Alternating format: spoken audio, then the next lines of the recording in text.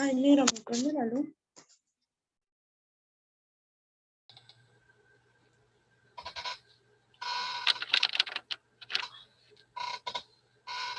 Hola, buenas tardes, ¿cómo están? ¿Me escuchan bien? Buenas tardes. ¿Cómo andan? Hola, profe. ¿Cómo están? Acuérdense que los tengo que ver, ¿eh? Vayan poniendo las cámaras. Buenas, profe. Hola, hola, hola, hola a todos. Vayan poniendo las camaritas. Ahí van apareciendo. Me faltan algunos abajo. Bueno, ¿cómo están? ¿Cómo andan? Hoy pensaba, hoy es 1 de septiembre. En el transcurso de este mes ya tenemos el parcial. Parece increíble, ¿no? Porque es el 30. Así que, bueno, a meterle, vamos a ver cómo llegamos con las clases, pero sobre todo lo que calculo que Daniel se los dijo y lo que yo les digo es que traten ustedes de ir avanzando con los temas, es decir, no esperen, yo sé que por lo que me dijeron el otro día están con el programa nuevo y que solamente capaz que hicieron un cuatrimestre de Derecho, es decir, que todavía no tienen me refiero mucha habitualidad en cuanto a las materias, pero no esperen que los profesores demos todos los temas de todos los puntos, porque sí, lo que yo les estoy diciendo ahora, ustedes me pueden decir, ¿qué es lo que dice? Y se van a dar cuenta en 2 o 3 cuatrimestres que nunca va a ser así, ¿no? Que el profesor se siente y puede desarrollar todo el programa, por una cuestión siempre, sobre todo de tiempo, y también se requiere como un doble esfuerzo, ¿no? El esfuerzo de parte de ustedes que vayan leyendo los temas. Más en las cursadas, que les digo la verdad, se fijan cuatrimestres, pero después del cuatrimestre, si uno cuenta las clases que tiene y cómo ya están armado el primer y segundo parcial, son 2 meses y medio nada más, o apenas 3 meses. Les digo esto porque de la primera clase que yo doy al parcial, son 6, 7 clases, y lo mismo para el segundo parcial, y es imposible en 6, 7 clases desarrollar toda la materia.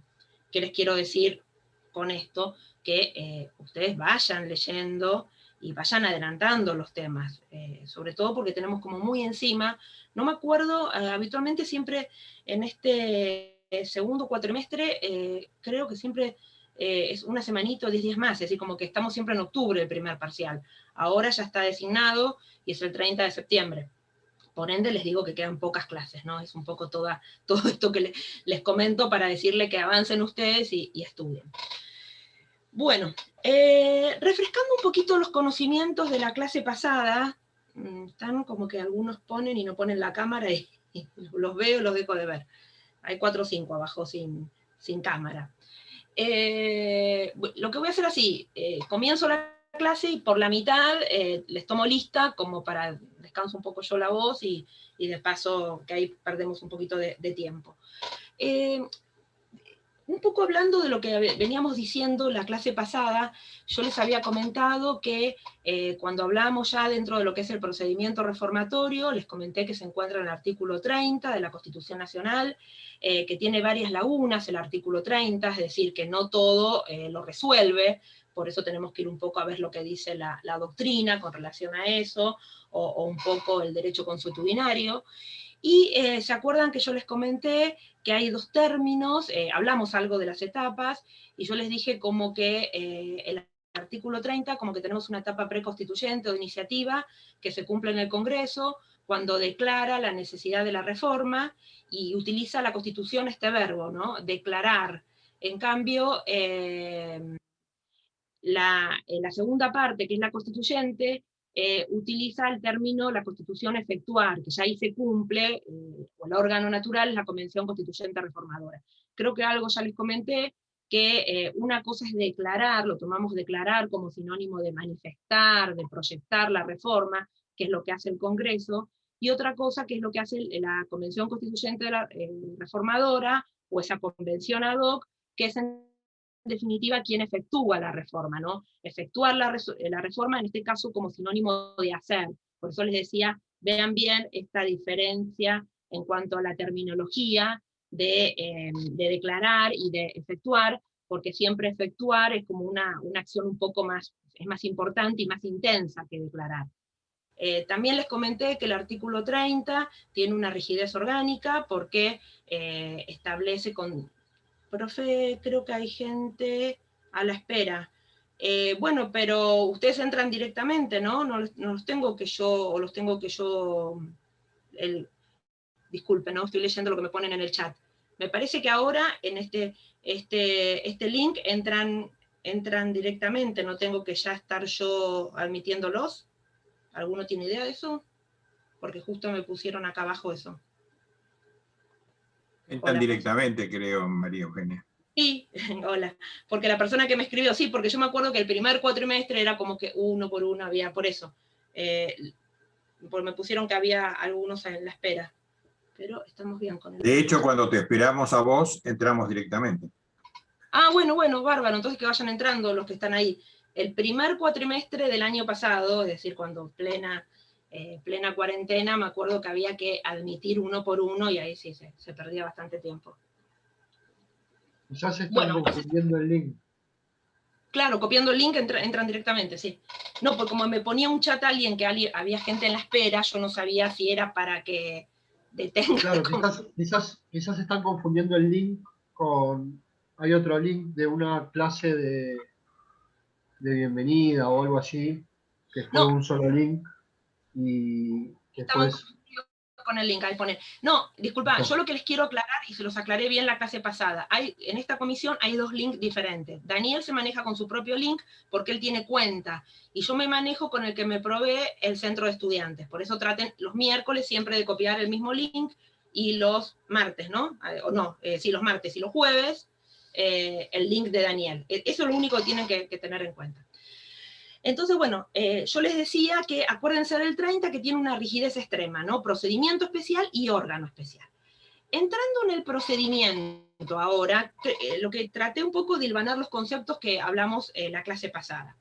En cuanto a lo que es el procedimiento propiamente dicho, yo les comenté que hay una etapa preconstituyente o de iniciativa que se cumple en el Congreso cuando declara la necesidad de la reforma.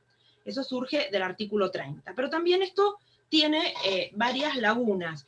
Con relación a esto, yo les dije que ustedes vean, y ahora les hago la pregunta a ustedes, y algo vamos desarrollando, 3 temas dentro de este punto, que sería la naturaleza jurídica o la forma de declaración de ese acto, es decir, para que se entienda, el Congreso tiene que proyectar la reforma, tiene que determinar el alcance, si es total o parcial. Bueno, ¿a través de qué instrumento formal tiene que hacerlo? Si lo expresa la Constitución, si no, ¿cómo lo tiene que hacer? Entonces yo les pedí que dentro de este punto vean concretamente la forma de declaración por parte del Congreso.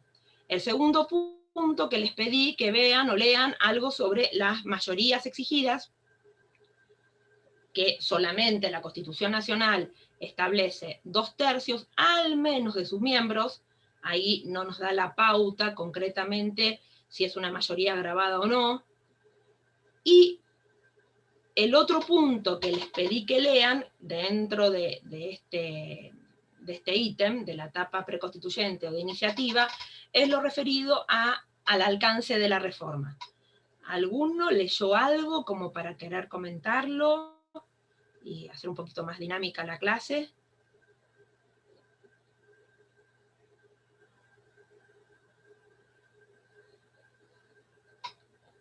Cri, cri, cri. Profesora, yo lo que leí respecto de los miembros es que es en realidad de los miembros presentes, porque Perdón, dice, digamos, acá en el libro, lo que leía, sí. Perdón, esperame un segundito. Para ir como organizando el tema, ¿alguien me puede dar o acotar con relación al primer punto? Es decir, después seguimos con Ayelén, pero concretamente cuando hablamos de la forma de declaración, es decir, ¿qué es lo que dice, o para empezar a entender, qué es lo que dice el artículo 30 y qué es lo que, o cómo fue en las diferentes reformas? ¿Alguno tiene a mano el 30? Si lo leen. Yo se lo leo, profe. Bueno, dale, José. José Mancilla. Ah, por eso quedaba José. Sí, dice, la Constitución puede reformarse en todo o en cualquiera de sus partes. La necesidad de reforma debe ser declarada por el Congreso con el voto de 2/3 partes, al menos de sus miembros, pero no se efectuará sino por una convención convocada al efecto.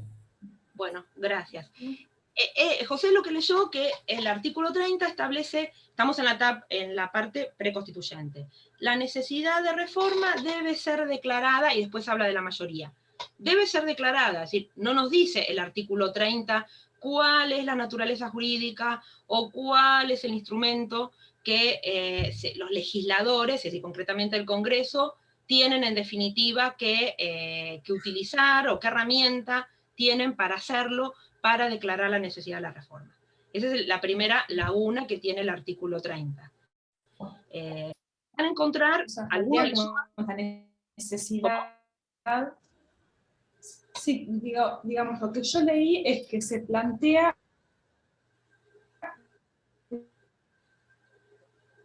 digamos que Disculpa, pero como que se corta el audio, no sé si...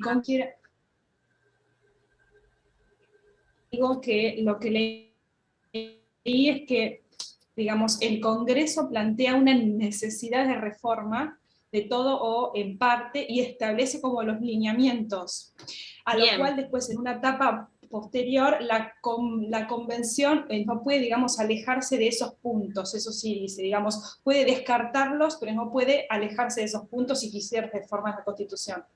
Eso leí por un lado. Ahora voy como más al detalle. Lo que dijiste está perfecto, pero yo ahora lo que voy a este detalle. Vos me decís que el Congreso, o a todos les pregunto, declara, lo que dice el artículo 30, la necesidad de la reforma. ¿Cuál es el instrumento normativo a través del cual el Congreso se expresa? A través de una una ley. convención. ¿O qué posturas hay al respecto? Porque insisto, no me quiero poner como abogada del diablo, el artículo 30 no nos habla de una ley, habla de acto declarativo o de la necesidad de la reforma. Entonces ahí es el punto. Les digo, y me pongo bastante quisquillosa con esto, porque después tenemos un fallo y ver las diferentes posturas de los jueces, el caso Polino, que precisamente hubo una violación a la Constitución sobre pretexto de sancionar la ley. Entonces, para que se entienda este punto, si ustedes leen, insisto, y para que quede claro, el artículo 30 no determina, no habla de una ley de necesidad de la reforma, habla de que el Congreso la necesidad, dice, pero no nos dice que sea una ley. Si ustedes me preguntan, bueno, doctora, ¿cómo fue siempre en todas las reformas? Fue a través de una ley. Sí, ley de necesidad de esta reforma, ¿no? Y van a encontrar diferentes números de leyes, que son las diferentes leyes que fueron declarando la necesidad de la reforma. Vidal Campos no, Quiroga Lavie, van a encontrar una postura que es lo que dispone que pueden ser ambas cámaras reunidas en asamblea, es decir, la Cámara de Diputados y la Cámara de Senadores que se reúnen en asamblea y proyectan la reforma. Bueno, eso no se dio. Siempre es a través de una ley. Ahora bien, una cosa, y ya para entrar o para abrir un poquito la ventana con relación al fallo, y es a través de... buenas tardes, profe, disculpe, recién llego a mi casa. Sí, no hay problema.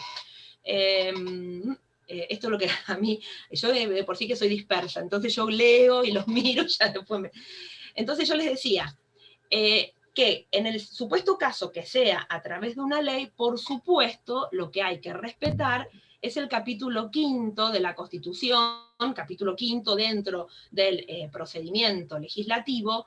Si ustedes después lo leen, va del artículo 77 al 84, es un capítulo que van a ver conmigo si vemos en la segunda parte Poder Legislativo, capítulo 5, que se encuentra el capítulo 5 dentro del Poder Legislativo. Ustedes ese capítulo 5 comienza con un título que es del procedimiento, formación y sanción de las leyes.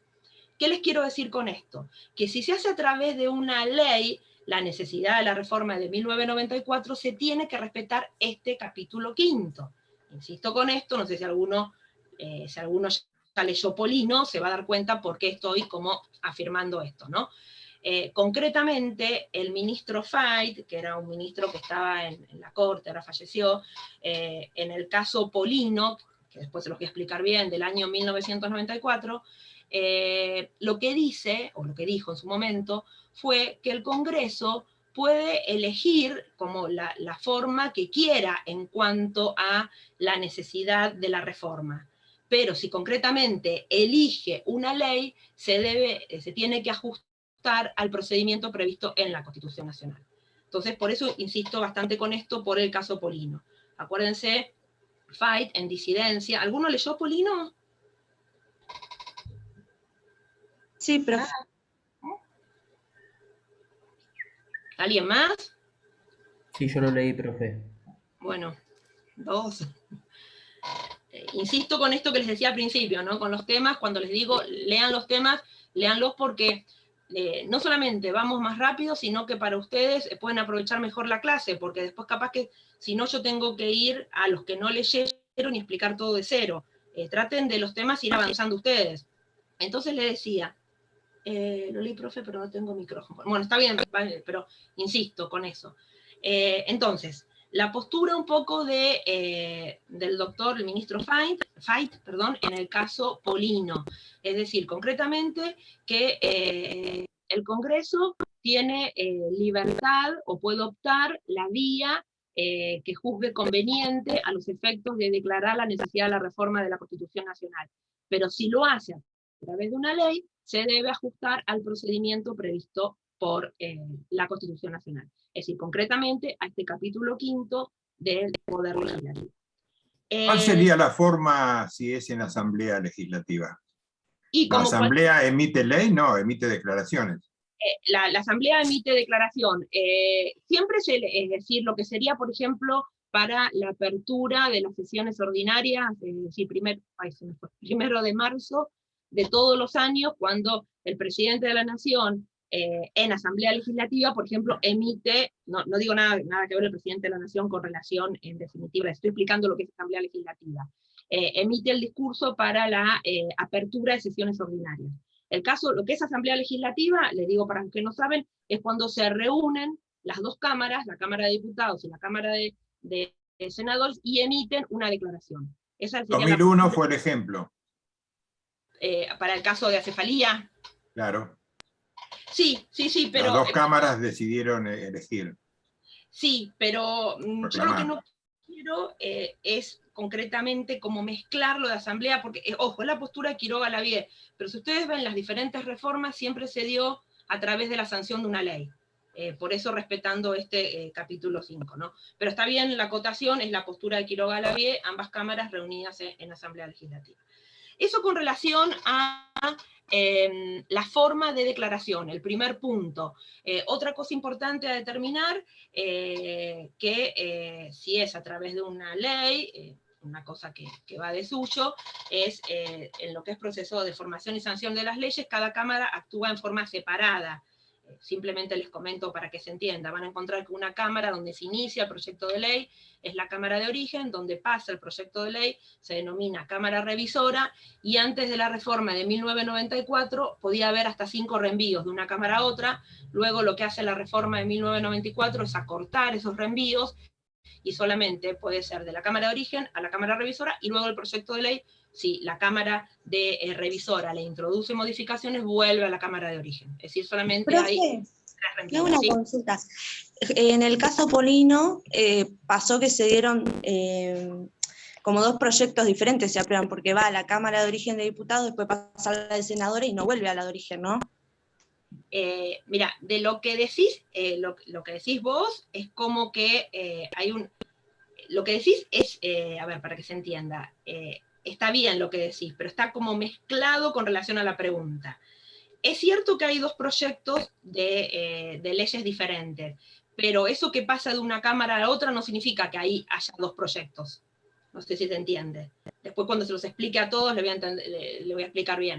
Es decir, concretamente, porque sí hubo 2 proyectos de leyes de necesidad de la reforma diferente, uno que entró por Cámara de Senadores, y ese después queda trunco, y después hay otro en diciembre que entra por Cámara de Diputados. Pasa a la Cámara de Senadores y no vuelve a diputados. Así sería como la explicación. El de senadores, no es que el de senadores, porque el de senadores fue octubre de 1993, y el de diputados fue diciembre de 1993. Por eso les digo que son dos proyectos diferentes, y el segundo tendría que haber pasado de la Cámara de Senadores a Diputados y no pasó. Así sería un poco la explicación, pero está bien. Bueno, ¿qué otra cosa? Eso con relación a la forma de declaración. Entonces yo lo que les estaba como diciendo es eso, ¿no? Que siempre cuando se sanciona una ley es importante determinar, la mayoría dice que no exige que sea declarada en forma de ley la reforma. ¿Puede explicar eso? Sí, ahora voy con eso. Es un poco María, los proyectos fueron la de senadores porque el Ejecutivo pretendía una consulta popular de la necesidad de la reforma. Sí, pero esperen, porque está bien lo que están diciendo, no, pero yo lo que quiero antes de que veamos Polino es cómo desarrollar bien el procedimiento para que se entienda y después ir a Polino. Les quiero terminar con el proceso de formación y sanción de las leyes. Lo que yo les decía, que ambas cámaras siempre actúan en forma separada cada vez que se sanciona una ley. Y la otra pregunta que me hacían por el chat, es cierto, lo que me decían, no, la mayoría no exige que, no sé quién me escribió, si lo puede, no me acuerdo el nombre, por eso fue como rápido el chat.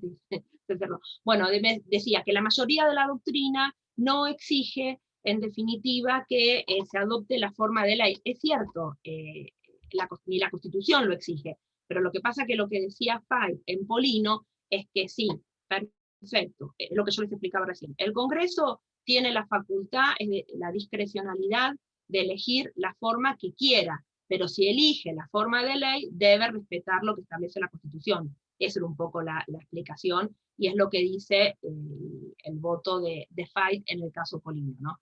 Y habitualmente, yo les decía, creo que no encontré ninguna de todas las reformas de la Constitución de 1994, siempre fueron a través de leyes emitidas, sancionadas por el Congreso, y se dice, por ejemplo, ley de necesidad de la reforma de 1949, ley de necesidad de la reforma, salvo 1957, que ahí no fue, estábamos durante un gobierno de facto, y no fue una ley, sino fue lo que antes le decían decreto ley. Era decreto ley decían porque era como un decreto del Poder Ejecutivo de facto. Pero en principio, y para cerrar el tema y que quede claro, si el Congreso le da forma de ley, debe cumplir con el capítulo 5. Bueno, ¿alguna duda con relación a esto?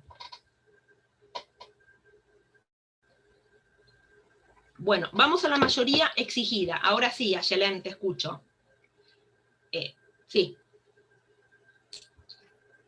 Acá. No, que la mayoría absoluta es de los miembros, o sea, no de los miembros presentes, sino de la totalidad, porque acá, digamos, en Vidar Campos lo que dice es que se puede dar una doble interpretación, pero en realidad lo que se opina acá es que si fuera de los miembros presentes, diría ese término, porque en algunos artículos se menciona ese término, entonces se da a entender que en realidad es de la totalidad y no de los presentes, aunque se interprete de ambas formas. Bueno, ¿por qué Ayelen nos está diciendo esto? Porque el artículo 30 no establece otra laguna, no establece si es de la totalidad o de los presentes. El artículo 30 establece 2/3 al menos de sus miembros. Entonces, Ayelen nos está explicando que de acuerdo a la postura de Vidar Campos, es lo que sostiene, que es un poco la postura más clásica o más conservadora, ortodoxa, por decirlo, es lo que dice que en definitiva, o Ayelen, perdón, está diciendo que por un poco la importancia del tema, de la Constitución Nacional, y ella lo que dice que no se trataría, si fuese de los miembros presentes, expresamente lo tiene que decir el artículo, y el artículo 30 no establece que sea de los miembros presentes. Eso es lo que me quisiste decir, ¿no? Es acá al menos lo que está bien. Entonces, y también, apoyando lo que decís vos muy bien, y lo que dice Vidar Campos, es también por la relevancia del tema, es decir, por la importancia del tema. Entonces él está de acuerdo con esto, que sea la mayoría de los 2/3 de la totalidad de los miembros que componen cada cámara. Vuelvo a insistir y lo relaciono con el punto anterior. No tomamos 2/3 de la totalidad, 2/3 de la Cámara de Diputados, 2/3 de la Cámara de Senadores, ¿no? 2/3 de la totalidad de uno, 2/3 de la totalidad del otro. Esa sería la postura como más clásica o más ortodoxa. Le vuelvo a decir los 3 argumentos que muy bien dijo Ayelen, que dice Vidar Campos. La importancia de la Constitución, la relevancia del tema, Es decir, concretamente se está reformando una constitución o se está sancionando una ley común y corriente. También la rigidez que tiene la Constitución Nacional, esto que hablamos del 30, la rigidez extrema, y lo que dice Ayelén es que concretamente esto que les digo, o lo que dice Vidal Campos, que si fuese de los miembros presentes, expresamente el artículo diría de los miembros presentes, y no lo está diciendo el 30. Esos serían los 3 argumentos por los cuales Vidal Campos defiende la postura de los 2/3 de la totalidad de los miembros. Los que, me pongo del otro lado, los que defienden los 2/3, ahora voy, Guadalupe, los que defienden los 2/3 de los miembros presentes, es como la otra cara de la moneda. Dice que si critican a los 2/3 de la totalidad, porque concretamente dicen que no dicen ni 2/3 de la totalidad ni 2/3 de los presentes. Entonces, ellos consideran que los que están diciendo 2/3 de la totalidad le están exigiendo que la Constitución diga algo que no dice. Y ponen precisamente que cuando se refiere a los miembros presentes, expresamente lo dice la Constitución Nacional. ¿Cuál es la diferencia en cuanto, si uno desde el punto de vista institucional o político, 2/3 de la totalidad y 2/3 de los presentes? El 2/3 de la totalidad es mayor cantidad de diputados y senadores. Entonces, a lo que voy, como estamos reformando la Constitución Nacional, cuando uno busca 2/3 de la totalidad, se busca como mayor consenso, ¿no? Entonces, lo ideal es que sea 2/3 de la totalidad.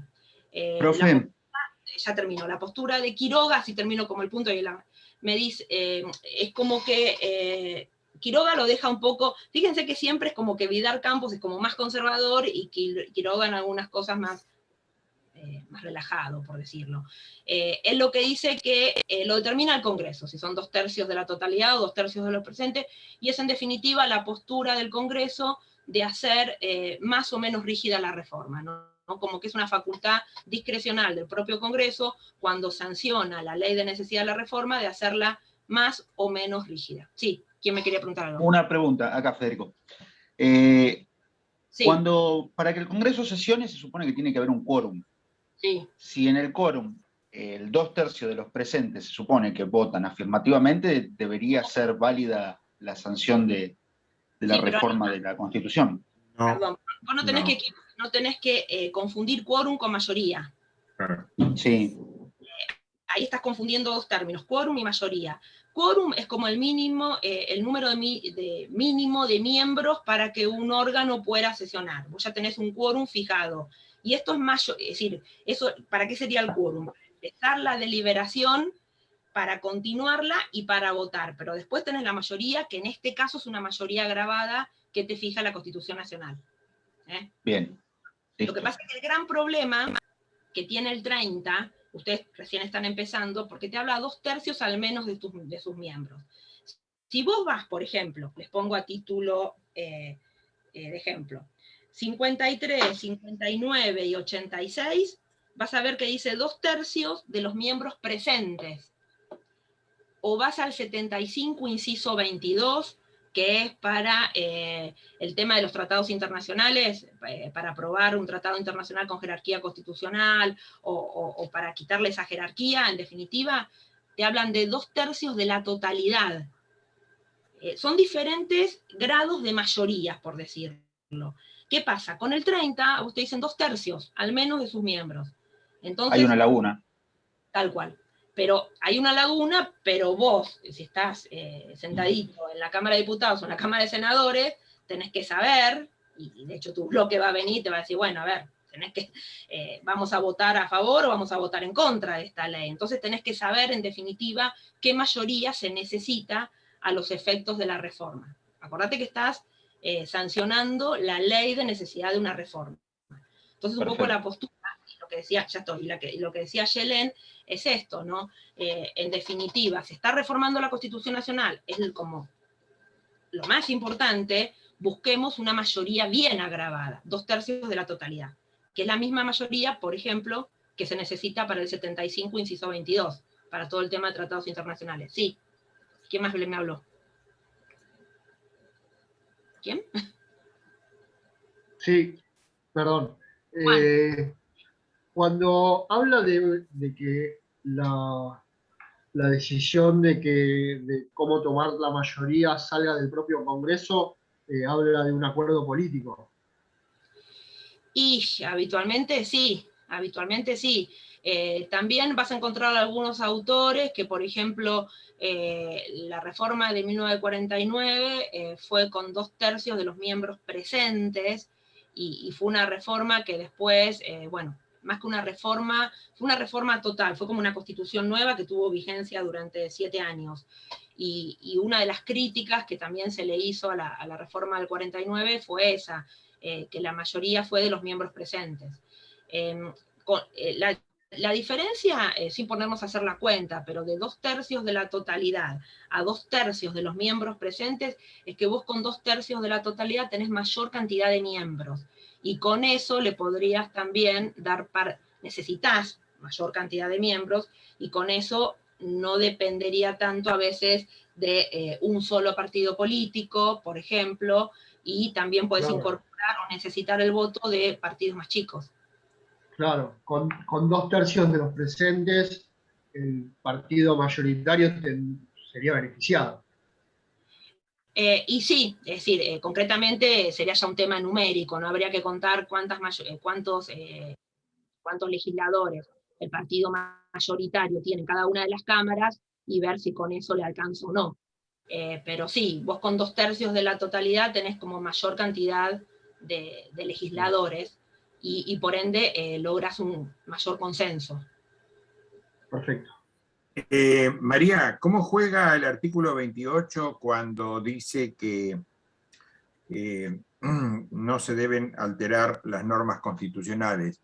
Si se interpreta la mayoría de los 2/3 de los presentes, se estaría interpretando distinto de lo que dice el artículo 30. No, yo creo que no se estaría interpretando distinto, porque le dice 2/3 al menos de sus miembros. Pero hay un principio de racionalidad. Razonabilidad. Razonabilidad, perdón. Sí, pero a lo que voy, perfecto. Las leyes no se puede, me refiero, bien al artículo 28. Pero eso sería en el supuesto caso que, por ejemplo, la Constitución diga 2/3 de la totalidad de los miembros de cada Cámara, y en definitiva los legisladores van por 2/3 de los miembros presentes. Ahí hay una laguna. La Constitución no nos está diciendo 2/3, dice 2/3 al menos de sus miembros. Pero la frase implica a todos, presentes y ausentes. No sé si están así, porque si no lo hubiesen puesto. No, hubieran puesto la aclaratoria de presentes. O hubiesen Como puesto... no está, se entiende que son todos. No sé si esa interpretación, porque a lo que voy es, yo estoy igual de acuerdo con 2/3 de la totalidad por esto que venimos hablando, ¿no? Hay mayor representatividad, obviamente, sí. Mayor participación democrática, se está reformando la Constitución Nacional, pero no se le puede dar como que la Constitución dice algo que no dice, porque si usted lee el 75, inciso 22, con relación a los tratados internacionales, a ver si encuentro la partecita, pues re largo. Sí, pero eso es un artículo de la Constitución nueva. Sí, que habla pero es la etapa preconstituyente, una semiconstituyente sería, con relación a los tratados internacionales. Ahora, la mayor discusión no fue en el año 94, en la reforma del 49, que fue la constitución directamente que se realizó nueva, y ahí no fue de la totalidad, sino fue de los presentes. Sí, ahí eso es lo que acabo. Sí, eso creo que se los acabo de comentar, y les dije que uno de los motivos era que fue criticada, uno de los tantos motivos que se critica la Constitución del 49 es porque se tomó la mayoría de los miembros presentes, sí. Claro, pero teniendo ya eso como antecedentes, cuando en el 94 incluyeron la reforma, el artículo 75, inciso 22, ya alertaron esa laguna legal, entonces lo deben de haber dejado aclarado. También. No, no dejaron nada aclarado. La totalidad dice. La totalidad, claro, la palabra totalidad. Pero dice la totalidad. Parte de la totalidad. Espera, porque si no, es como que estamos como mezclando todo. Lo tengo acá a lo que está buscando. ¿Quiere que se lo lea? Sí, estaba buscando eso, sí, dale. Dice, bueno, voy a arrancar de acá. Solo podrán ser denunciados en su caso por el Poder Ejecutivo Nacional previa aprobación de las 2/3 partes y la totalidad de los miembros de cada Cámara. Los demás tratados y convenciones sobre derechos humanos, luego de ser aprobados por el Congreso, requerirán el voto de las 2/3 partes de la totalidad de los miembros de cada Cámara para gozar de la jerarquía constitucional. Bueno, claro. 75. Perdón, esa función se llama función semiconstituyente. Y esa función semiconstituyente, que es para dotar a los tratados internacionales de jerarquía constitucional, ahí se fijó 2/3 de la totalidad. Ustedes me pueden decir, bueno, sí, eso lo hicieron los constituyentes del 94. Sí, pero les puedo citar artículos de la Constitución sin la reforma del 94 que hablaban de los miembros presentes. Por ejemplo, el 53, de juicio político. Claro, pero es una cuestión menor, claro. Bueno, pero por eso, tomando ese punto, es que, esto que yo les decía recién, es que, en definitiva, la postura de Vidar Campos, él dice, bueno, a ver, la Constitución se está reformando. La importancia, no se está sancionando una ley común, estamos reformando la Constitución. Nuestra Constitución tiene una rigidez orgánica por el 30, vayamos sí o sí por 2/3 de la totalidad de los miembros de cada Cámara, ¿no? Esta es un poco la postura de él.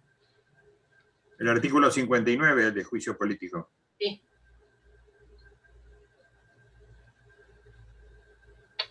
Sí, también está los 2/3 para la renovación del Procurador General. Pero eso ya es una cuestión de la Constitución ya reformada. Claro, pero por eso yo les mostraba del juicio político, que es la única reforma que tuvo el 53 con relación al juicio político, no en cuanto a la mayoría, sino que se incluyó al jefe de gabinete de ministros y se excluyó a los miembros de corte, porque ahora van a ser pasibles de ser juzgados a través del Consejo de la Magistratura y jurado. Pero lo que les quise mostrar como que artículos anteriores a la reforma de 1994, que estaba como clara la mayoría. Cuando ustedes vean las mayorías, cuando lleguemos al Poder Legislativo, van a ver que van a encontrar 2/3 de la totalidad y 2/3 de los presentes. Y es lo que yo les decía, 2/3 de la totalidad implica mayor cantidad de legisladores. Profe, y una pregunta sobre eso. Sí. Supongamos que se da que se vota con 2/3 de los presentes y hay un sector que sale a decir que tiene que ser con los 2/3 de la totalidad, ¿no? El voto para la reforma. ¿Quién define quién tiene la razón y quién no en este caso? Está bien, es un poco lo que, no me acuerdo, Juan, hablábamos habitualmente, y ahora cuando llegue a la reforma de 1994, se va eso como gestando, pues les quiero como contar un poco los pormenores, pero llegar hoy, como que se va como gestando en definitiva con habitualmente las principales fuerzas políticas del contexto. Vamos a ver, concretamente en el 94 fue el Partido Justicialista y la Unión Cívica Radical, en ese momento eran esos dos partidos. Se va gestando en definitiva también un poco esto de las mayorías. No es que me refiero en el momento de votar, nos damos cuenta a ver qué mayoría. Concretamente, ahora cuando llega a la reforma del 94 y un poco, no me acuerdo, Ailén, creo que, Ailén, hablábamos con vos hoy el caso Polino, sí. Cuando ella me decía, cuando veamos el caso Polino, vamos a ver que hubo un proyecto de ley que entró por la Cámara de Senadores, que ese proyecto se vota y se sabía que cuando pasaba a diputados no se tenía el 2/3 de la totalidad. Por eso queda trunco, por eso el Pacto de Olivos. Es decir, ¿qué te quiero decir con esto? Que se gesta, se elabora, se sugiere, como antes de la etapa de iniciativa. Es un poco ahora lo que yo les quiero llegar a contar cuando yo llegue a la etapa de, cuando llega la reforma de 1994. No es concretamente que vos, tipo laboratorio, entrás en decir, bueno, se sientan los diputados, se sientan los senadores, a ver, vamos a reformar la Constitución. A lo que voy, siempre antes tenés sugerencias, anteproyectos, dictámenes, y también movimientos políticos y acuerdos que a veces ni llegamos nosotros, el cuerpo electoral, lamentablemente, a ver cómo funciona, ¿no? Pero, por eso te digo, no es tan de laboratorio, si bien uno tiene que contarle a ustedes las etapas, pero no es que etapa de iniciativa electoral, y ya te digo, mañana comienzan a ver cómo se reforma la Constitución. Siempre hay voluntades políticas, pedidos, no estoy diciendo nada ilegal, sino estoy diciendo un poco cómo se va gestando una reforma. Después, quiero terminar con esto, si hablamos bien de la del 94, y si alguno se acuerda quién era presidente, cuál era la voluntad política, qué era lo que quería, qué le faltaba a la Constitución, es un poco eso. Lo que pasa que, bueno, está bárbaro las preguntas, pero son muchos, y es como que no puedo avanzar tanto en los temas. Me encanta que sea así, ¿no? Pero a veces pasa que es esto lo que tiene el tema virtual, ¿no? Que es como que nos vamos demorando, y bueno, yo quiero ir avanzando, sobre todo para que veamos hoy la reforma 94. Bueno, entonces, después, el otro punto, les voy a dejar a ustedes la etapa electoral, así que eso es sencillo, pero quiero terminar con la etapa preconstituyente. Les hablé de la forma de declaración, de la mayoría exigida, y del alcance de la reforma. El alcance de la reforma, ¿quién determina el alcance de la reforma? El Congreso, cuando proyecta en definitiva la reforma, la reforma en general. Después vamos a ver cómo fue la del 94.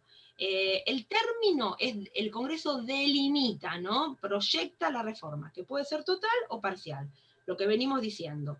Total va a tener en definitiva en la Convención una competencia amplia, y parcial va a tener que, en definitiva, vamos a ver hasta dónde puede y hasta dónde no la Convención, pero va a tener la competencia delimitada por el Congreso en ese acto declarativo, ¿no? Yo les digo de diferentes maneras, acto declarativo, ley de necesidad de la reforma, siempre es todo lo mismo. Con relación a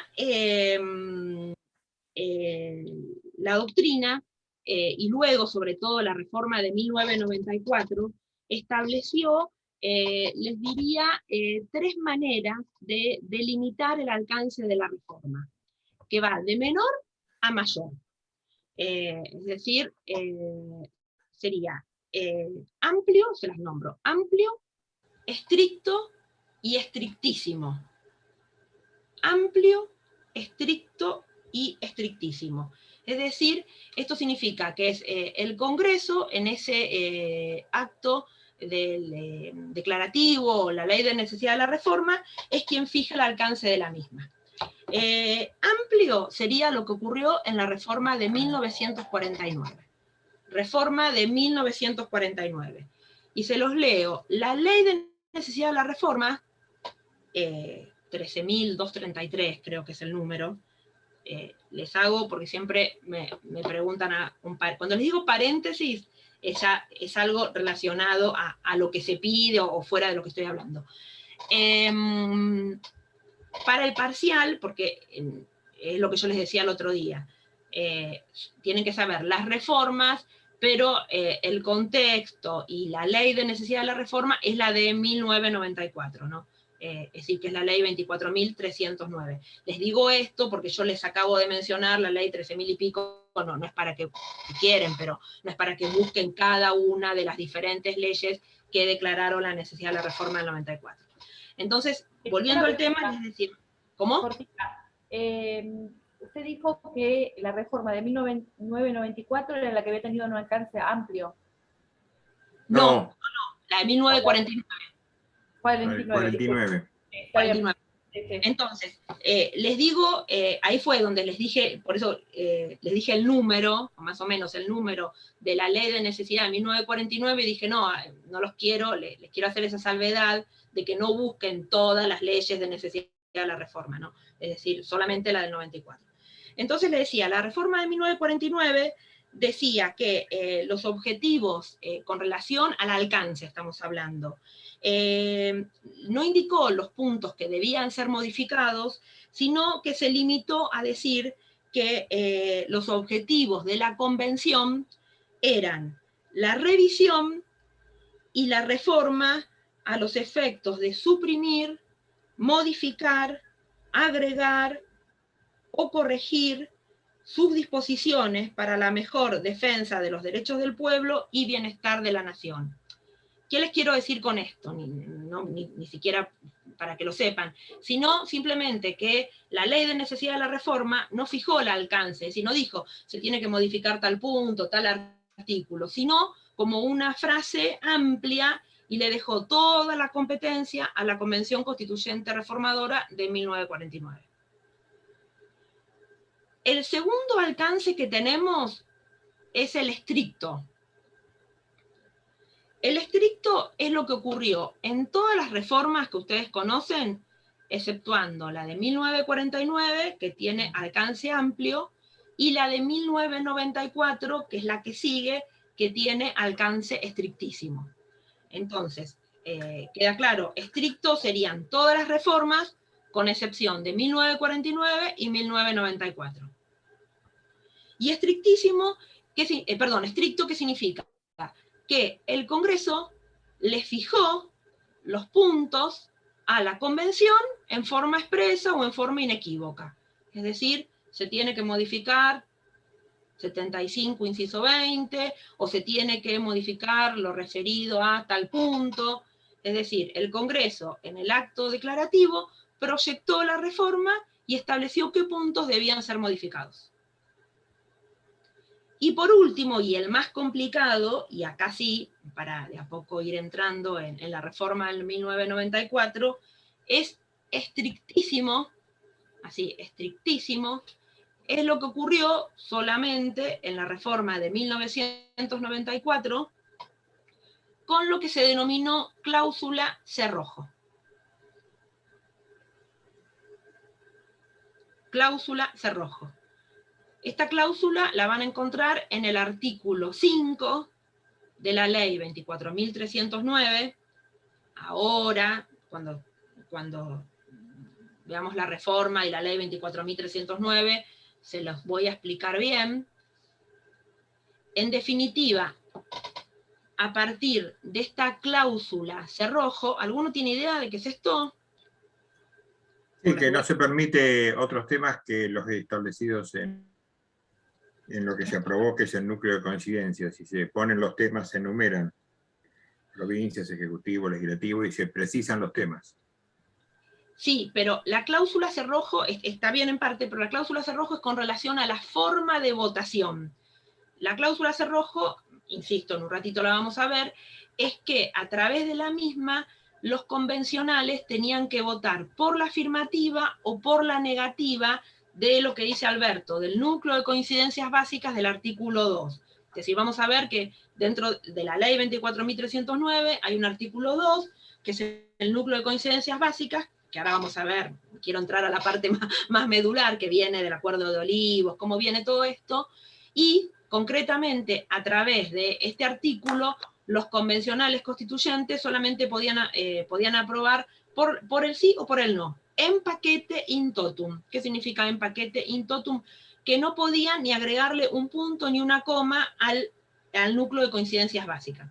Entonces, lo que se critica con esta forma de votación, ¿quién en definitiva, un poco, ¿no? La pregunta del millón, ¿quién realizó la reforma de 1994? Porque a través de esta cláusula cerrojo, el Congreso invadió el ámbito de la Convención, ¿no? Entonces, y ahora vamos a ver, que esta forma de votación de la 24.309 también vino del famoso Pacto o Acuerdo de Olivos, que se le dice textos preformulados. ¿Vieron? Salvando la distancia, como cuando uno va al banco y salvando la distancia, ¿no? Pues después todo queda grabado, es un ejemplo burdo, pero cuando le dan, va a sacar una tarjeta de crédito y viene ya con todo el contrato, ya preformulado, o si quiere sacar un crédito y las cláusulas ya están todas armadas y uno las lee, uno, a ver, yo como abogada las leo, pues digo, no puedo no leerlas, pero lamentablemente uno no puede cambiar una coma, es decir, firma o no firma, bueno, salvando a la distancia, para que se entienda, ahora lo vamos a explicar bien, eso fue el funcionamiento de la cláusula cerrojo, ¿no? Se votó por la afirmativa o por la negativa, de todo ese paquete del artículo 2. Entonces es lo que se critica, que eso dio origen a un fallo, que no sé si lo leyeron, Romero Feris contra Estado Nacional.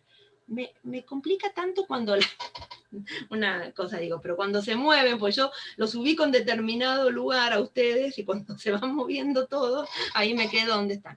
¿Quién me quería preguntar? ¿Alguien? Le quería preguntar si esto va en contra del artículo 30. ¿El qué?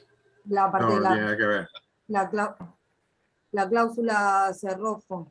No. ¿Va en contra viola las facultades o no? Sí, No. sí, lo que pasa, viola las facultades, pero en un ratito les voy a contar que la Convención Constituyente Reformadora, cuando empieza a funcionar, se dicta su propio reglamento interno y ella misma, en definitiva, vota esa forma de votación, valga la redundancia. Se otorga sola facultades que nadie le otorgó. ¿Sería así? No. Se sanciona su propio reglamento interno y en el artículo 127 del reglamento interno reproduce la forma de votación del artículo 5 de la ley 24.309. Y ese reglamento interno fue aprobado por la propia convención. Entonces ahora en un rato vamos a ver que cuando veamos Romero Feris contra Estado Nacional, cuando Romero Feris quiere atacar esta cláusula cerrojo, la Corte le dice no, si ustedes mismos aprobaron esa forma de votación. Exacto. Eso es, ese es el caso Romero Feris contra Estado Nacional. Convención cerrojo, Romero Feris. No, ahí sé como que es el... Que Romero Feris dijo Convención Cerrojo. Claro, sí, pues la cláusula cerrojo. Con relación, avanzo dos cositas más, a ver si puedo avanzar, llegar a la reforma, y les digo bien los fallos que tienen que saber. Bueno, no me quiero detener porque si no, hoy me va a llevar todo el procedimiento reformatorio y el miércoles que viene, tengo que terminar con lo que es la inconstitucionalidad de una reforma y arrancar con supremacía. Entonces, con relación a la segunda parte, es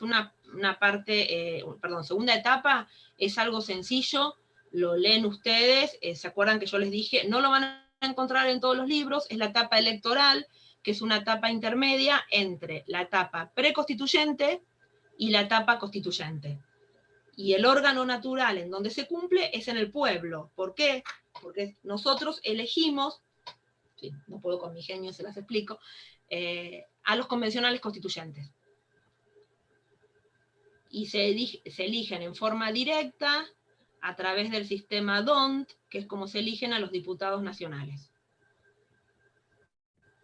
Y bueno, después lean cómo, en definitiva, cómo pueden ser las convenciones, los convencionales constituyentes tienen que tener los mismos requisitos que los diputados nacionales, que los van a encontrar los requisitos de los diputados nacionales en el artículo 48. Y voy a la tercera etapa y quiero largar con reforma. Me río porque, bueno, es declamativo todo. La tercera etapa es la etapa constituyente o reformadora propiamente dicha. El órgano natural donde se cumple esta etapa es la Convención Constituyente Reformadora, y van a encontrar que la Convención Constituyente Reformadora va a tener poderes explícitos e implícitos. Los poderes explícitos son todos los que han sido conferidos por el Congreso en la Ley de Necesidad de la Reforma, ¿no? En el acto declarativo. Es decir, concretamente, estoy hablando en teoría todavía, no de la reforma del 94. ¿En qué consisten estos poderes explícitos? En el estudio, tratamiento y decisión el estudio, tratamiento y decisión de los puntos expresados por el Congreso, ¿no? Es decir, de acuerdo al alcance que fijó el Congreso, esto que hablábamos hoy, total o parcial, va a tener que estudiar, decidir y deliberar y tratar todos los puntos de la Convención Constituyente Reformadora. ¿Y cuáles serían los implícitos? Como cualquier órgano de poder que empieza a funcionar, un poco lo que hablábamos recién con Ailén, creo que era con Ailén, la Convención Constituyente Reformadora se sanciona su propio reglamento interno, y dentro del reglamento interno, la Convención, aparte también, se sanciona su reglamento para poder funcionar, que ahí después les voy a explicar ese famoso artículo 127 del reglamento interno. Bueno, me quedé pensando si era con Ailén o con Guadalupe. Con Guadalupe. Las veo. ¿Podría repetir los poderes, el poder implícito? Sí, implícito es el dictado de su propio reglamento interno para poder funcionar, y a su vez, acá me preguntaban, y a su vez, por ejemplo, lo que hace la Convención Constituyente Reformadora, elige sus autoridades, determina los días de reunión, es decir, como, ya insisto, como órgano complejo, órgano colegiado, como tener una cierta organización como para poder funcionar. Y hay dos puntos que quiero nada más cortitos hablar con relación a esta etapa, y ahí entramos en Reforma 94, es con relación a el lugar y la duración. Plazo y lugar. Entonces, plazo, me refiero, sería el plazo que tiene la Convención Constituyente Reformadora para sesionar, ¿no? Para ejercer sus funciones. Con relación a esto tienen dos teorías. Van a encontrar tesis de prevalencia de la Constituyente sobre el Congreso y al revés. ¿Qué quiero decir? Para sintetizárselo.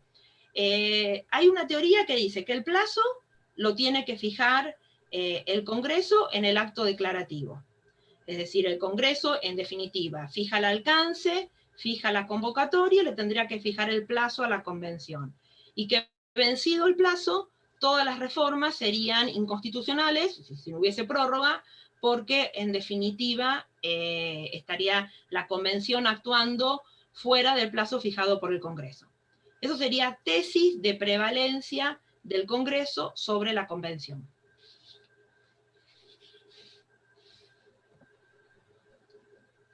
Y una segunda teoría o tesis sería al revés, tesis de prevalencia de la Convención sobre el Congreso, que consideran que el plazo es una facultad implícita que tiene la Convención, es decir, que ella misma comienza a funcionar y ella misma hace como el cierre de sus sesiones. Sería, insisto, tesis de prevalencia de la Convención sobre el Congreso, y se consideraría la fijación del plazo como una facultad implícita. En nuestras diferentes reformas siempre el Congreso le fijó plazo a la Convención, y por el artículo 12 de la ley 24.309 se le fijó 90 días de plazo a la Convención Constituyente del 94, y el mismo no se podía prorrogar. Es decir, era también como una cláusula cerrojo. No, porque cerrojo, ahora se las voy a explicar bien, cerrojo es a los efectos de votar por la afirmativa o negativa. Esto simplemente que el Congreso le fija un plazo, como que le dice, bueno, convención, 90 días, en 90 días deliberen, voten, es decir, trabajen. A los 90 días se termina. Le fija el plazo, el Congreso. Lo que hace el Congreso en el acto declarativo es, en la ley, o decirlo, en la ley de necesidad de la reforma, fija el alcance, si es total o parcial, esto que hablábamos hoy, y también fija, por supuesto, el plazo, fija, ahora les voy a decir esto, me falta, fija el lugar, y la convocatoria para que elijamos a los convencionales constituyentes, que en el caso de la Convención Constituyente del 94 fue el 10 de abril de 1994 y la Convención se instaló el 25 de mayo. Y lo último que me queda con relación a este punto es el lugar. Obvio que el lugar no se lo puede dejar al arbitrio de la Convención, porque ellos tienen que saber de antemano el lugar donde se van a reunir. En el caso de la Convención Constituyente del 94, se reunieron en las ciudades de Santa Fe y Paraná. Bueno. Una pregunta, ¿quiénes se postulan? Disculpa que sea tan básico, ¿no? ¿Quién se postula así en la convención para conformar los convencionales constituyentes? Igual que los diputados nacionales, los convencionales constituyentes, iguales que los diputados nacionales, se eligen en forma, como les decía recién, en forma directa, a través del sistema DONT, es decir, creo que no sé si la mayoría, no sé si algunos eligieron, me río, sí, no me río porque Alberto, y no quiero discriminar, no, en esto voy a decir, si alguna vez eligieron... No me acuerdo. En la provincia de Buenos Aires hay sistema DONT. En la provincia de Buenos Aires se vota por sistema DONT. Sí, pero estaba diciendo otra cosa. Lo que quería decir era, no sé si alguno, pues son todos muy chicos, si alguno alguna vez eligió convencionales constituyentes, de eso quería decir. Por eso dije Alberto. Yo también debo haber elegido, pero no recuerdo. Bueno, elegí.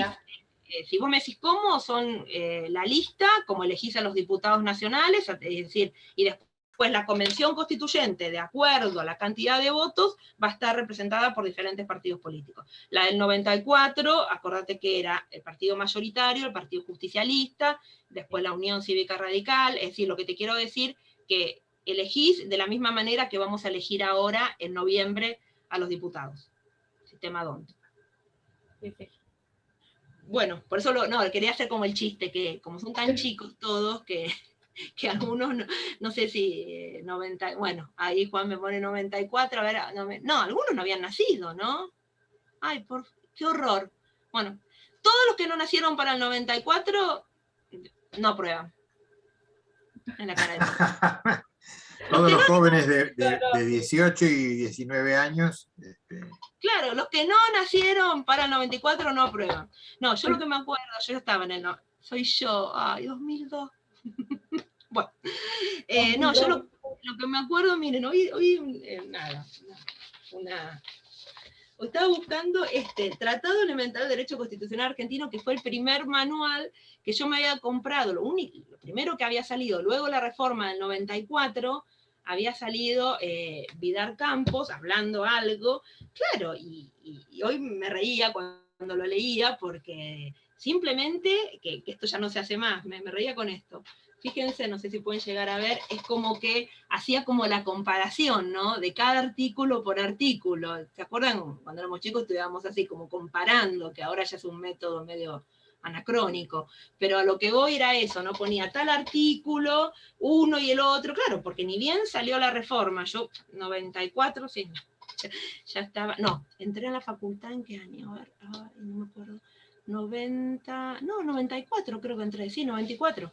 Entonces, claro, uno tenía que hablar de la reforma, había un montón de institutos nuevos, no había nada escrito, entonces era como más que decir, bueno, se incorporó al Consejo de la Magistratura, y uno se quedaba con eso, porque todavía no había tiempo material para que los institutos funcionen, no había jurisprudencia, no había doctrina, entonces hoy encontré justo, estaba buscando otra cosa, y encontré el libro de Vidar Campos, que hacía como esa comparación, ¿no? Del artículo antes y el artículo 9. Bueno, les tomo lista. Hoy es primero. Vayan, yo no los voy mirando, así vamos más rápido. Vayan diciéndome presente. Muñoz, Cristian. ¿No? Piedrabuena, Gabriel. Presente. Confío en ustedes, porque si no pierdo una mucho. Una imagen de pantalla no te sirve, María Eugenia, para evitar la vista. ¿Daniel lo hace con la imagen de pantalla o no? Y cualquiera lo puede hacer. No, pero porque él me dijo... Un print de pantalla por cada cuadro. Como que me dijo, bueno, fíjate esto, entonces trato de, bueno, las primeras No, el clases. tema Aunque... asistencia, así como estás haciendo vos. Sí, porque les digo la verdad, bueno, cada uno tiene su criterio, pasa yo soy ayudante. A mí me parece que el que está escuchando la clase y todo es porque le interesa, quiere estar, y yo no soy en la cosa de decir, ni siquiera creo en el 75%, me parece que el que está del otro lado es porque le interesa escuchar, le interesa aprender, y entonces no siento que tenga que yo tomar lista, pero bueno, donde manda capitán, no. Arana Facundo. Arcaro. Presente. Basualdo Federico. Blanco María Agustina. Bota. Presente. Cabrera Franco. Cardoso Pablo. Cerdá Gabriel. A ver si lo pronuncio bien. Crevecoeur es, Ayelén. No, es Crevecar. Crevecar, bueno, es francés, ¿no? Sí, sí. Ausente, ausente, presente. Danti. Presente. Díaz María Teresa. Presente. Díaz Escona. Presente. Escobar Melisa. Fernández Gregory. Ferreira Guadalupe. ¿Presente? Sí. Sí, profe. Franco Jacqueline.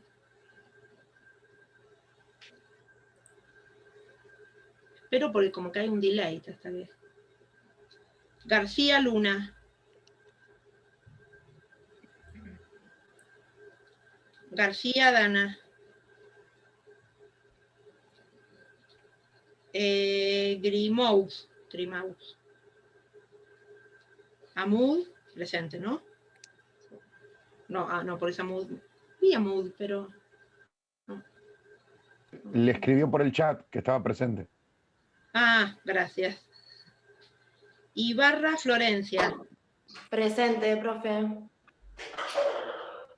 Indavera.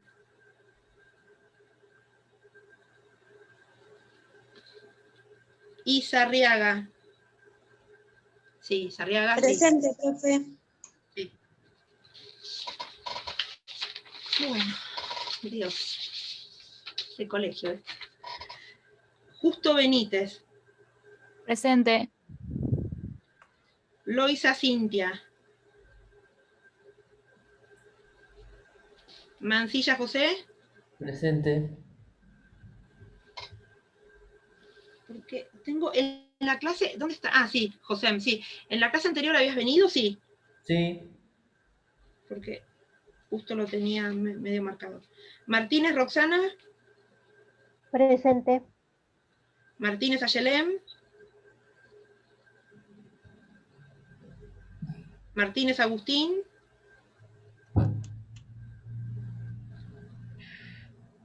Monroy Alex. Presente, profe. Montesino. Presente. Sí. Oro Mariano. Presente. Otemuro. Otemuro, ausente. Pianesi. Presente. Puente Maximiliano. Ridel Ana. Presente. ¿En la clase anterior presente? Estuve hasta la mitad de la clase, no estuve toda la clase. Presente. Sánchez Gabriela. Presente. Sandrini. Valdés. Presente. Y Zanotti. Valdés, presente. Sí. Zanotti. Presente también. Presente. Bueno, al no mirar me parece que pude enganchar unos minutitos de velocidad. Bueno, ¿cómo estamos? Las 6 casi. Bueno, vamos a arrancar. Yo lo que sé, el otro día, disculpen, que no me puedo extender tampoco mucho, porque ustedes, hay muchos que cursan 6:30, entonces también sé que la tengo que cortar la clase de 6:15 y 20, ¿no? Porque el otro día nos quedamos hablando y después me acordé de eso. Bueno, reforma de 1994. Un poco lo que yo les comentaba cuando hablábamos hoy, creo que era con Federico, me parece, que yo les decía un poco cómo, en definitiva, se gestan las reformas, ¿no? Para situarnos en la reforma de 1994, tenemos que pensar un poco el contexto histórico, social, económico, de los años 92, 93, 1992, 1993, que ya les digo, el que no nació no aprueba. Entonces, con relación a eso,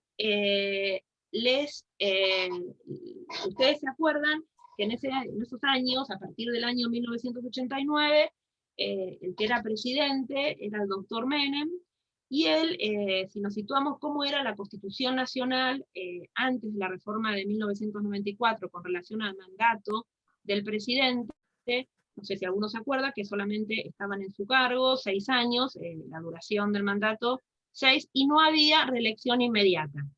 Entonces, ¿qué es lo que le pasaba un poco al doctor Menem? Él, estábamos ya en el año 93, ya había tomado posesión de su cargo el año 1989, y se veía que la Constitución no preveía la reelección inmediata de un periodo más, entonces, por ende, él tenía esta finalidad o este objetivo en la cabeza de seguir perpetuándose en el poder. Entonces, esto es un poco como el contexto que había en el año 93.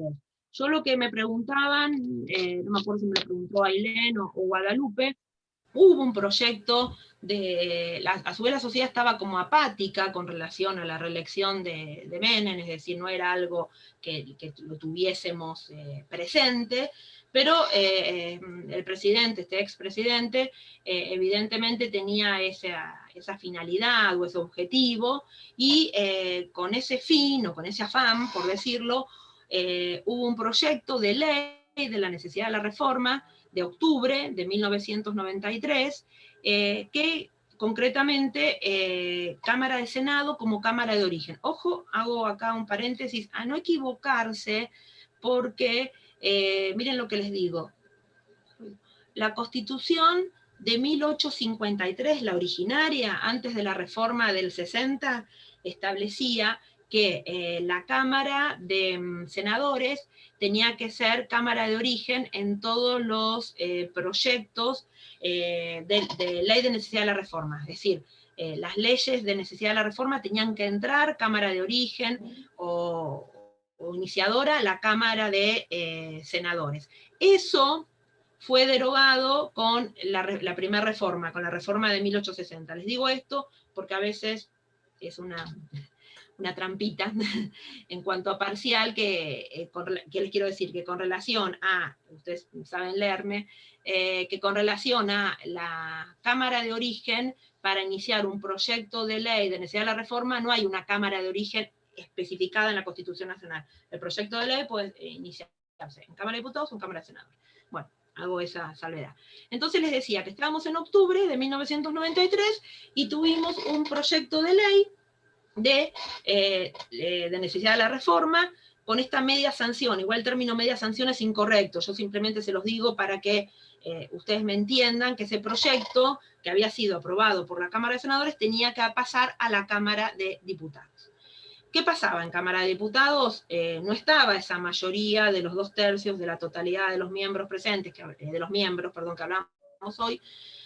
Entonces había como resistencia, es decir, se tenían que conseguir las voluntades de los diputados, que en ese momento el partido mayoritario era la Unión Cívica Radical.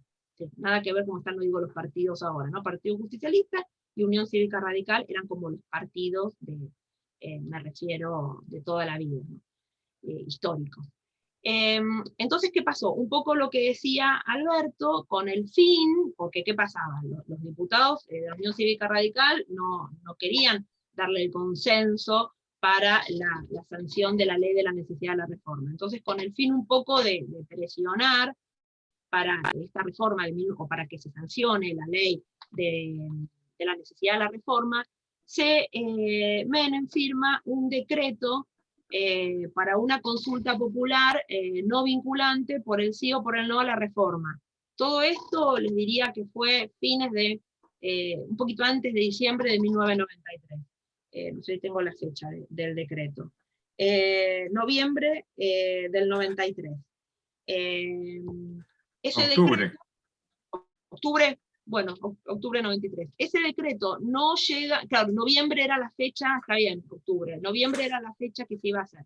Igual que se iba a hacer la consulta. Ese decreto se firma, no se lleva a la práctica esto, y igual este decreto tenía, a ver, algunos ribetes de inconstitucionalidad, porque ustedes, igual si bien era no vinculante, pues ustedes saben bien que toda la etapa preconstituyente se cumple en el Congreso cuando declara la necesidad de la reforma, ¿no? Era un poco porque la sociedad, la verdad que estaba bastante apática con esto de la reforma de la Constitución, era como para ver si se podía lograr un poco de consenso social.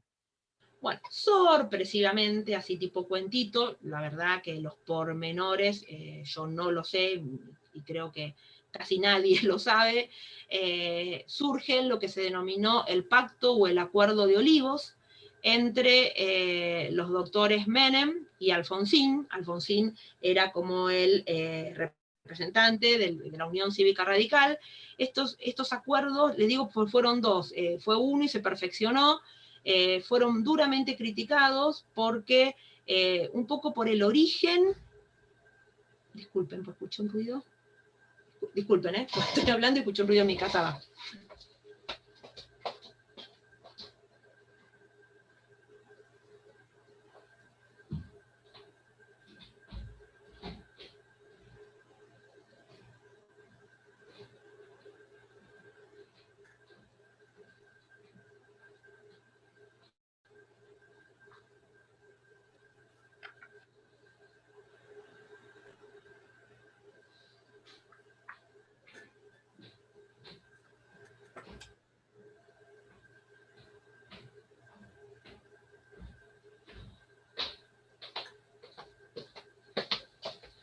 Disculpen, digo, ahora la roban a la profesora y dicen, ¿qué pasó? Todo en vivo y en directo. No, me trajeron a la perra de mi hija. Bueno.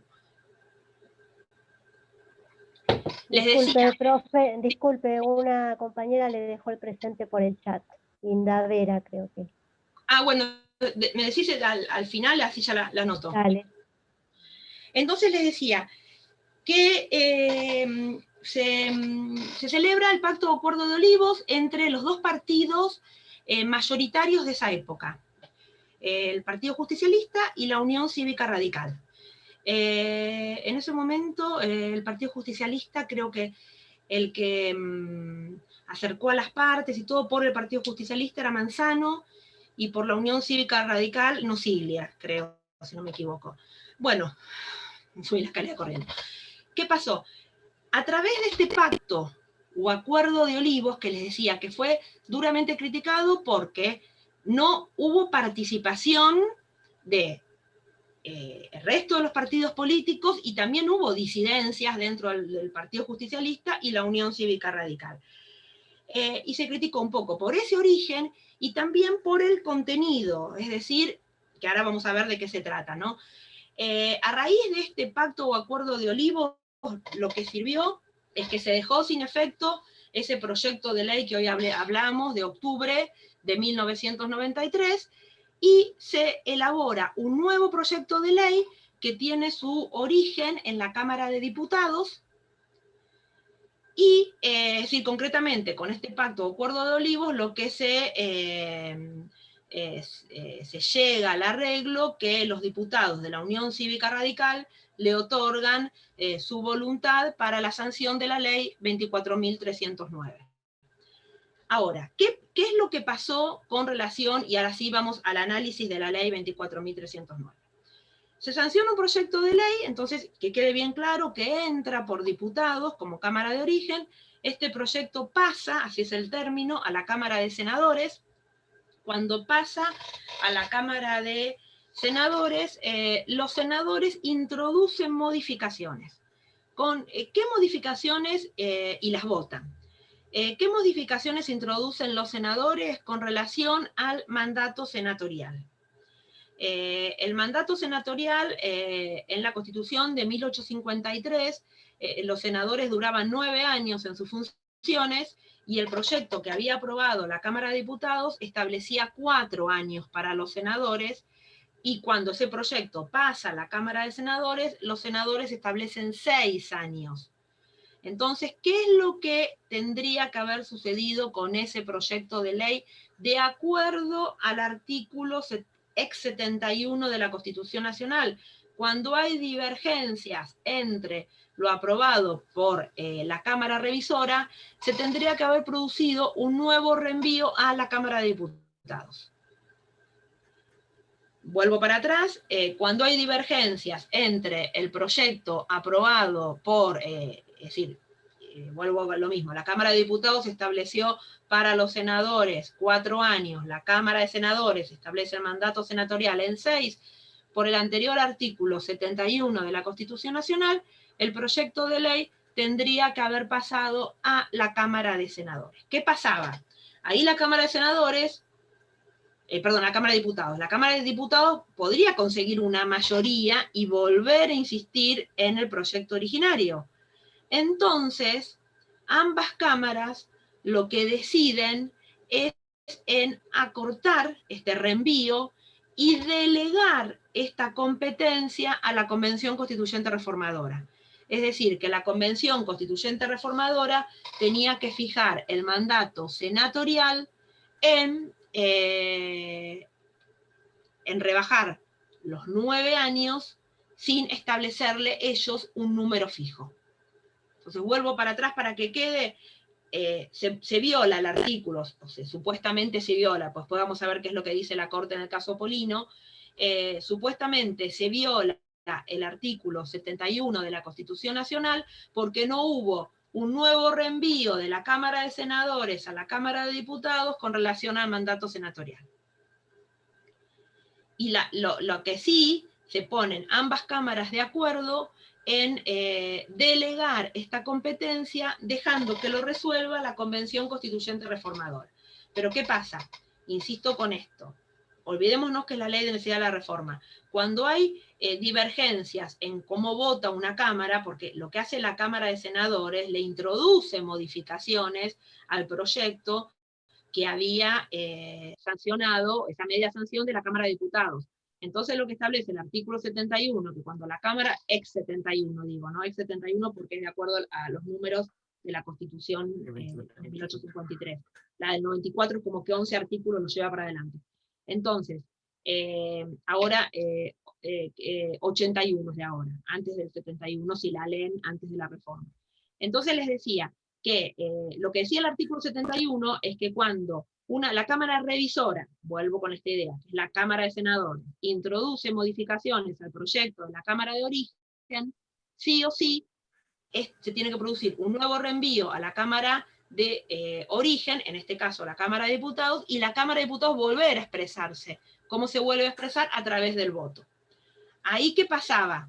Temblaba, por decirlo de una manera para que se entienda, la sanción de la ley de la necesidad de la reforma, que si ustedes leen, y eso les pido, lean el Pacto de Olivos y lean la ley de necesidad de la reforma, viene como textos preformulados, ¿no?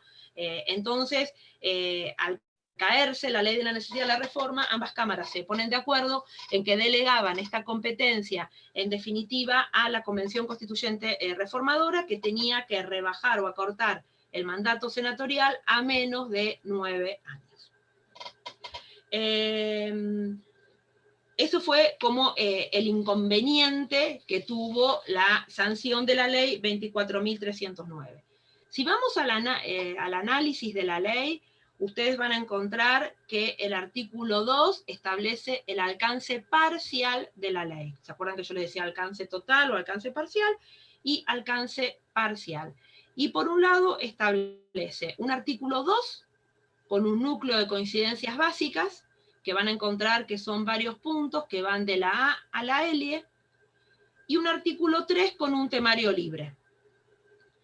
del artículo 5, que esto que les vuelvo a comentar, ahora por una cuestión de tiempo les pido que ustedes vayan leyendo esta ley, van a encontrar la cláusula cerrojo, que la cláusula cerrojo era que el artículo 2, como les explicaba antes, se tenía que votar in totum, por la afirmativa o por la negativa. Es decir, no se permitió el tratamiento en forma separada de todos los puntos contenidos en el artículo 2. Después les pido por favor que lean el 2, van a encontrar un abanico de temas, ¿no? Desde jefe de gabinete, consejo de la magistratura, así todo metido, auditoría, todo metido ahí en el artículo 2. Entonces, ¿qué pasa? Un grupo de convencionales que no pertenecían al partido justicialista ni en la Unión Cívica Radical, es decir, a los pactantes de Olivos, por decirlo, interponen acción de amparo, que es el caso Romero Feris contra Estado Nacional, para que precisamente se le permitiese el tratamiento y votación por separado de los puntos del artículo 2. Después vamos a ver qué le dijo la Corte a Romero Feris. Entonces, para que vayan como entendiendo. El caso Polino es con relación al proceso preconstituyente y nos ubicamos en enero de 1994. El caso Romero Feris es con relación a Romero Feris con Estado Nacional a la cláusula cerrojo, entonces ya nos ubicamos junio-julio de 1994. Y después, el caso Fait, que es el último que tienen que ver, es la inconstitucionalidad de una reforma constitucional.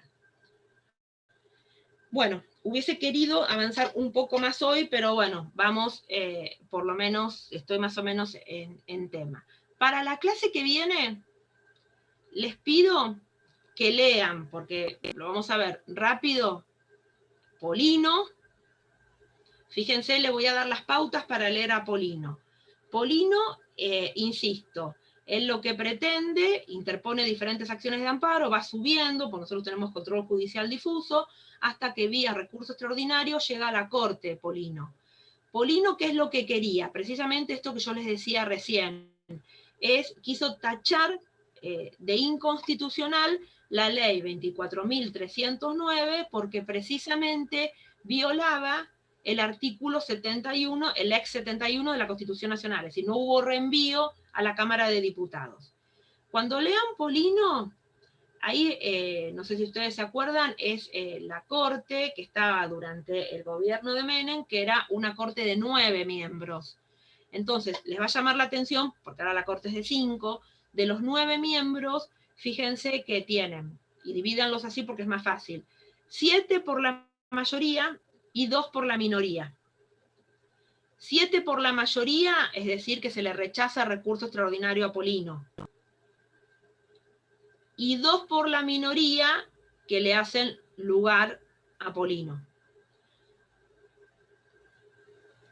De los 7 que tienen de la mayoría, van a encontrar 7, ¿no? De los 7, 5 y 2, se vuelve a dividir. 5 se lo rechazan por falta de legitimación activa del actor. Yo le doy estos conceptos, después lo vamos a ir, pero para que ustedes vayan pudiendo leer el fallo y lo entiendan.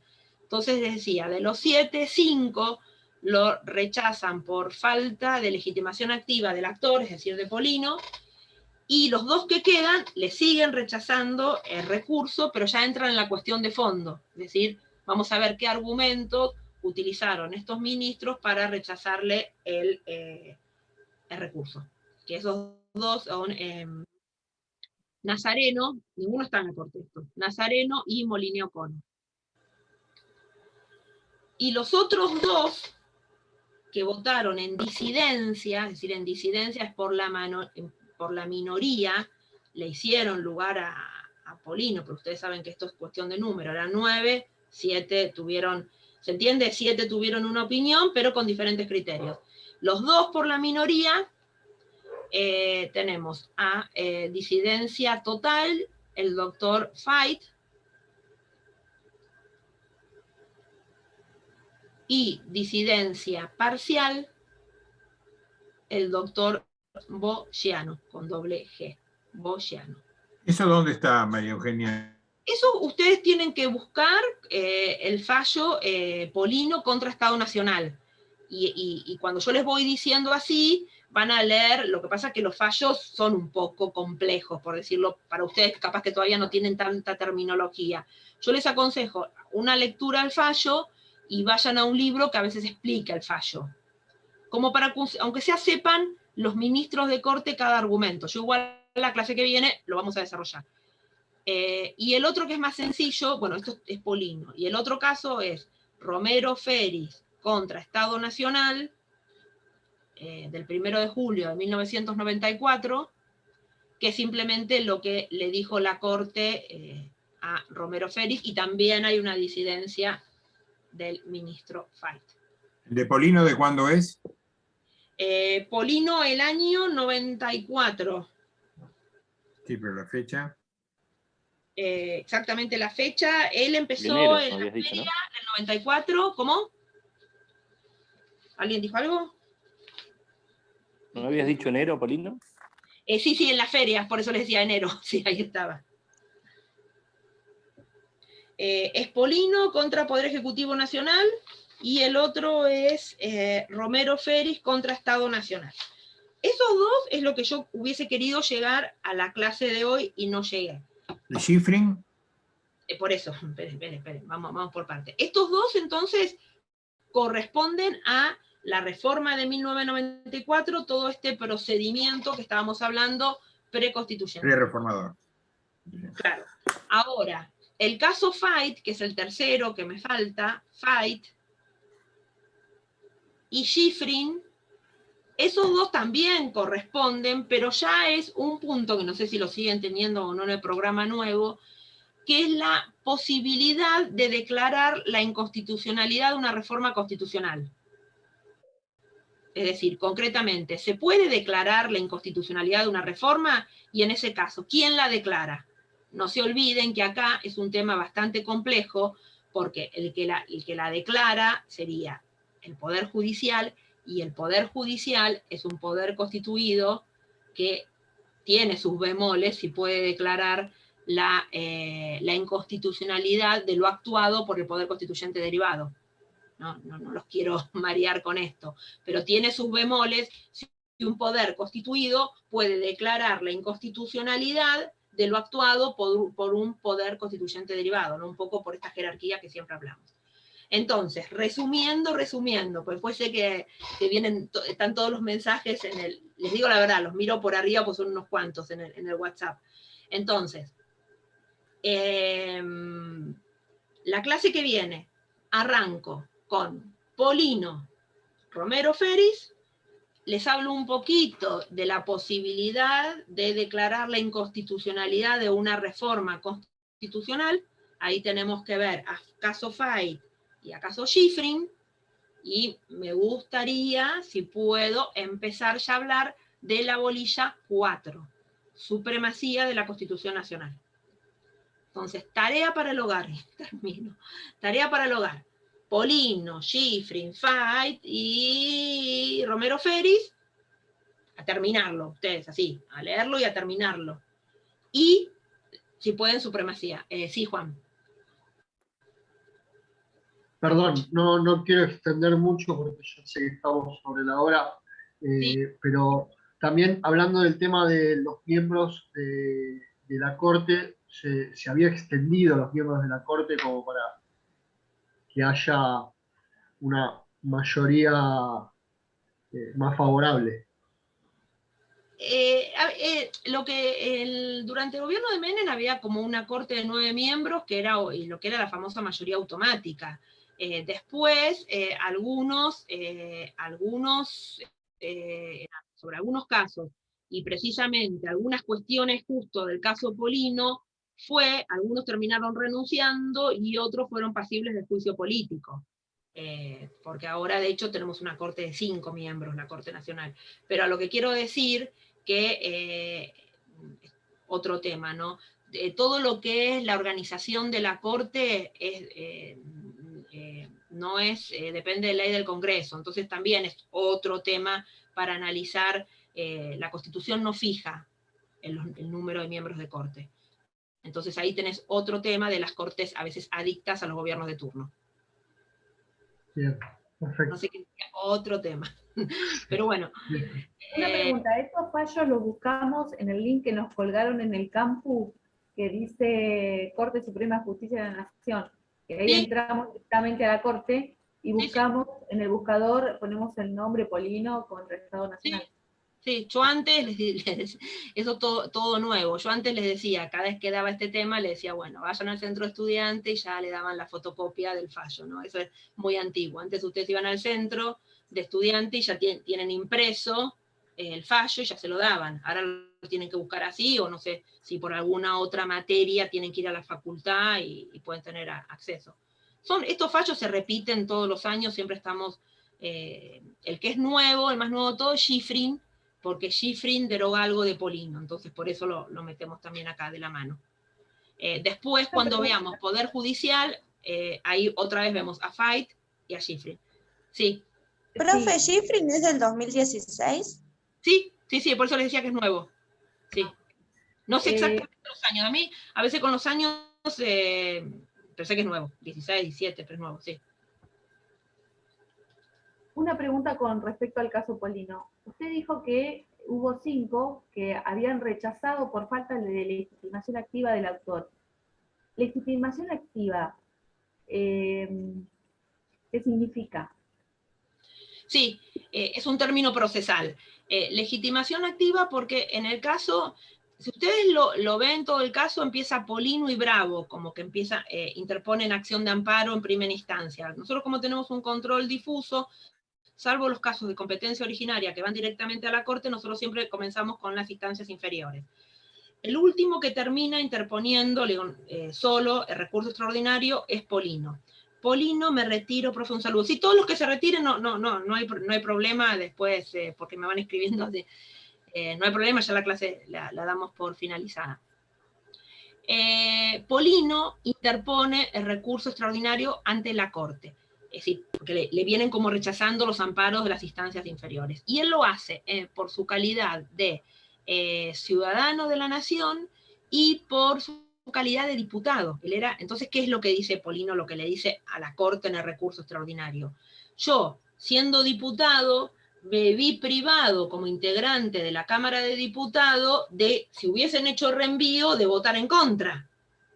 Claro. Entonces, él lo interpone de acuerdo a esas, es decir, como ciudadano y como diputado del Congreso.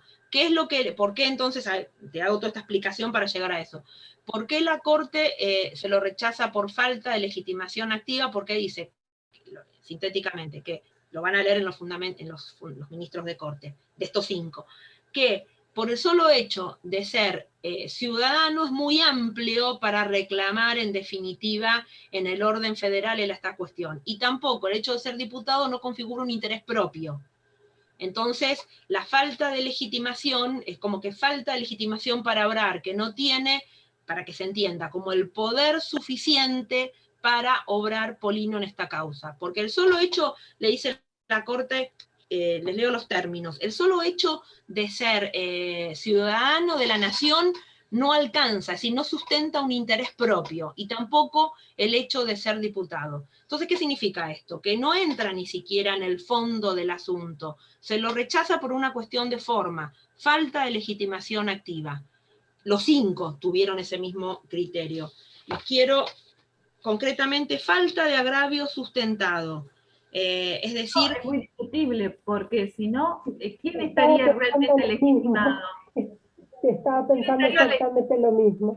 Claro. Bueno, miren, exactamente... Pareciera como que se lo quisieron sacar de el lazo de encima. Un poco hay de eso. Concretamente le dicen que no configura un interés concreto, inmediato y sustancial que permita considerar al presente como caso o causa. Es decir, que él no tiene, por el solo hecho de ser ciudadano, no tiene un interés propio para reclamar lo que está reclamando, y que lo que está reclamando no configura un caso o causa, como se considera, es decir, caso o causa en el sentido de requisito a los fines de recurso extraordinario, ¿no? Porque no se olviden que Polino interpone, llega a la Corte a través de recurso extraordinario. Entonces, si uno va a los requisitos de recurso extraordinario, que es una clasificación tripartita, van a tener que tienen requisitos comunes y propios y procesales de recurso. Y uno de los requisitos que hay que tener es que se configure esto de caso o causa. Y a su vez, bueno, la legitimación y todo lo que venimos hablando. Quedaron re pocos.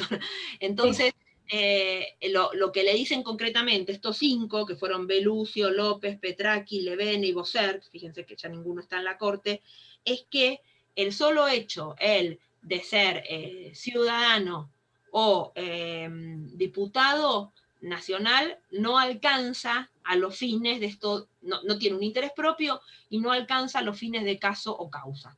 Entonces, esto que les digo, no entran en el tema de fondo, sino simplemente lo rechazan por falta de legitimación activa, sería un rechazo o una defensa procesal. Sí. Quedamos los apóstoles nada más. Quedamos los apóstoles. Bueno, 12. Nosotros dos, Bueno. de los 7, los otros 2 entran en el fondo del asunto, también se lo rechazan, pero ya con argumentos de fondo.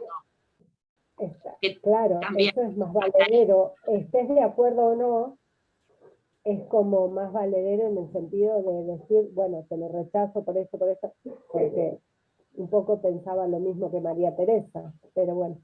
Y me estaba acordando, hablando de la... Una cosita cortita con relación a eso. Si ustedes después ven la disidencia de Fait, van a ver que Fait, en eso, un genio, él dice, basta con ser ciudadano argentino para exigir el reclamo de la Constitución. Obvio, pero obvio, Sí, eso cae de Maduro. Digo, después que no estés de acuerdo, no, claro, pero... Claro, lo que pasa no, que yo estaba pensando lo último, en los DNU de Macri, cuando él nombra a los jueces de la, sí, de la Corte, a Rosati y a Rosenkrantz. Sí. Lo que Esta pasa es que... materia nos hace mover mucho las neuronas. Claro, la pregunta vino porque precisamente hace un par de clases un profesor de Derecho Civil nos estaba planteando eso de la Constitución, que cuando uno plantea y ve algo, alguna ley que es inconstitucional, puede ir a plantear la inconstitucionalidad de lo que se está realizando. Tiene el mismo ciudadano, tiene ese poder arriba. Claro. Eso después, a ver, no es todo tan así. Después está acotado por lo que es las defensas, me refiero procesales, porque vos tenés un código civil, que es el código de fondo, pero también tenés que ver en cada provincia, que es lo que yo les decía el otro día, que en definitiva todo el tema de procedimiento, cada provincia tiene un diferente código procesal, y tenés que ver qué defensas tenés, las defensas de forma, y quién está o no legitimado.